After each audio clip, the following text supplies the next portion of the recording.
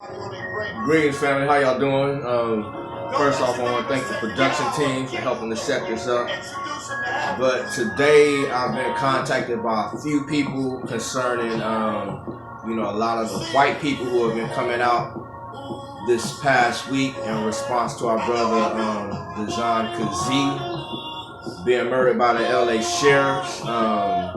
This is one of the first times a lot of people have seen these many white people respond to one of us being killed in our communities. A couple of months ago, they saw a lot of white folks responding in areas like Beverly Hills, Hollywood, downtown, but to actually have them show up like the day of or the next day after one of our people had been killed in our community was unusual and even uncomfortable for a lot of people. So I just wanted to share some of what I know about some of these different entities, because they're not all, coming on the same accord or as part of one particular organization.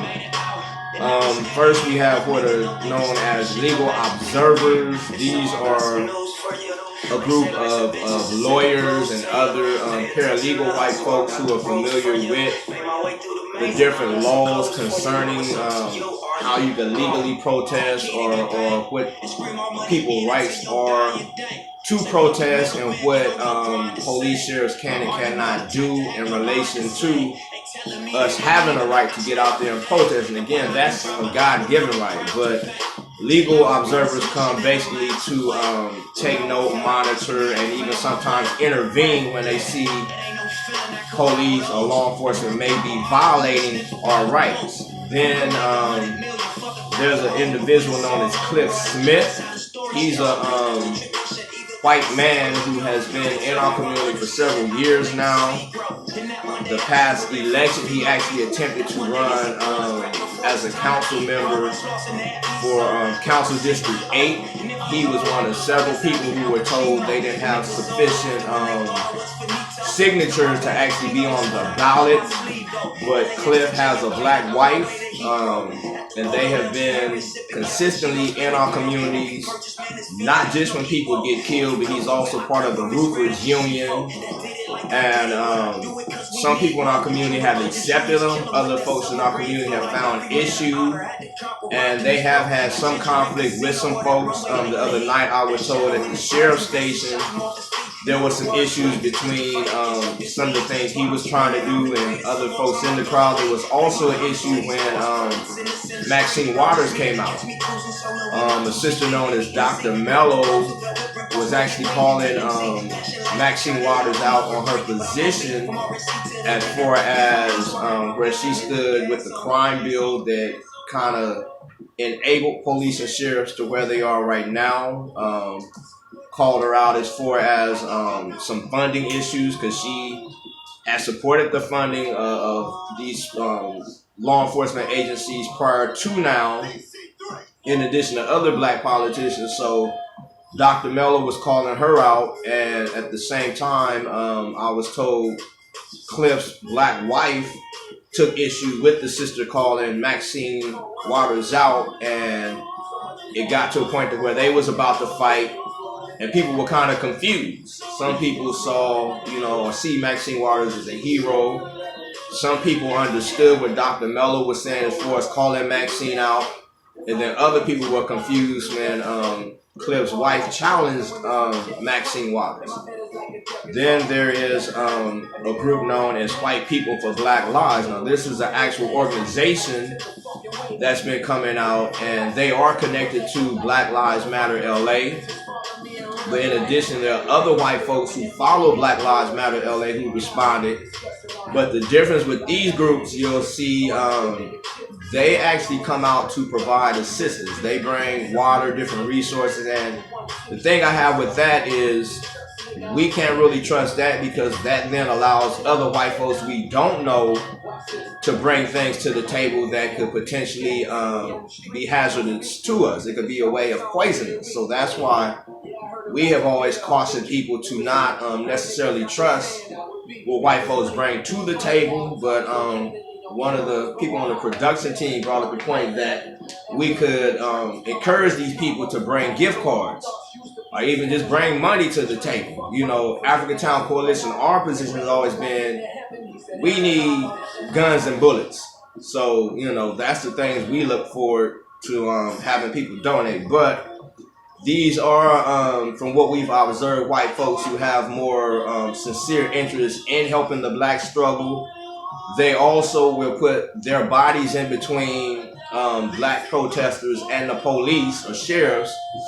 Once the police and sheriffs attempt to be aggressive, once they start shooting these rubber bullets, you know, I've seen these white folks take those shots for black people. So they do have more sincere intentions. Then there's the anarchists. The anarchists are another organized group who believe in coming out to destroy, be disruptive, to fight police. And again, this is something we're not necessarily against, but we also insist groups like that still check in when they come to our communities. Don't just come with your agenda or feel, you know, because of things you've done in the past, you can now come and call shots. But again, that is now a fourth entity of white folks to show up. Then, of course, there's white folks in general who, you know, have been watching this situation for a while, and they know that, one, is white people, they have more privilege, whether it's, again, coming out like this one white woman was saying, when the issue between blacks and police happens, you know, she steps up and she noticed the police will go away. Or again, they may put their bodies in between, or they know if they get arrested at protests, they can get out that night or the next day. Then there's more problematic groups like the Revolutionary Communist Party, also known as RevCom or the RCP. They actually have called an action for tomorrow, where they are saying they have partnered with groups like BLM and African Town. So they're calling people to go to Hollywood, which we encourage. Y'all don't follow them up there, because basically they want to use black bodies to get up there and protest and, you know, tear Hollywood up. But again, they know very likely they won't be the ones getting arrested. It'll be the black folks getting arrested. And again, when black people get arrested, it's not the same as white people getting arrested, because a lot of us have prior charges. So, you know, we're looking at doing way more extensive time, getting more extensive charges. Then, of course, there are white supremacists who we suspect are showing up now. We've had to run a few of them off from different rallies, because again, they come to provoke, create situations to where, again, they know black people will get locked up. And as we've seen in protests in other areas now, they come out looking to actually kill black folks. That's what we saw in who was that, Minneapolis last week, where they came and white boy, you know, he actually shot a couple of white folks. But again, that's something we are paying attention to at our rallies and protests now. And then lastly, there's undercovers. So you have another group of white folks who will show up. And again, undercovers aren't just all white. They're going to have black undercovers out there. They'll have Latino and other people of color undercovers out there. So again, what we're saying is not to just dismiss all white folks, but not to embrace all the white folks showing up. Again, check in with those of us who have been doing this a little bit longer, because we have a method of, you know, going by vetting those who we don't know and removing those who we sense may be there with not the best intentions. But our thing is, we have to formulate our own agendas, and there are those of us who have, not saying you got to follow the agenda. Those of us who have been doing this a little bit longer have formulated, but come out there with an agenda. And again, I heard some videos where folks were like, oh, you know, white folks come and do this, that, and the other. What is it you're going to do? If you take all these white folks out these crowds, how many black folks are out there? Not many of us. And then how many of those black folks who are out there are coming to do more than just videotape and get likes and followers? Because that's not stopping the killings. You know, the African Town Coalition has had an effective means of getting out here every day, not just at protests, stopping these killings.